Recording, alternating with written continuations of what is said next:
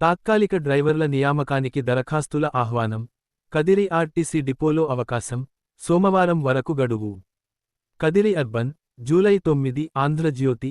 Kadiri RTC డిపోలో తాత్కాలిక, on call డ్రైవర్ల నియామకానికి అర్హులైన అభ్యర్థుల నుంచి దరఖాస్తులు ఆహ్వానిస్తున్నట్లు డిపో మేనేజర్ రమణయ్య గురువారం విడుదల చేసిన ప్రకటనలో తెలిపారు.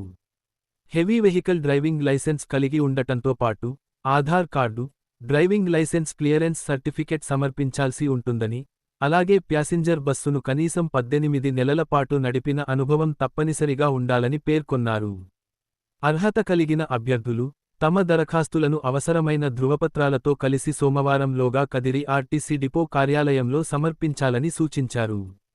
నియామక ప్రక్రియకు సంబంధించిన పూర్తి వివరాలు, అర్హతలు, ఇతర నిబంధనల కోసం అభ్యర్థులు నేరుగా కదిరి ఆర్టీసీ డిపో కార్యాలయాన్ని సంప్రదించాలని డిపో మేనేజర్ రమణయ్య తెలిపారు.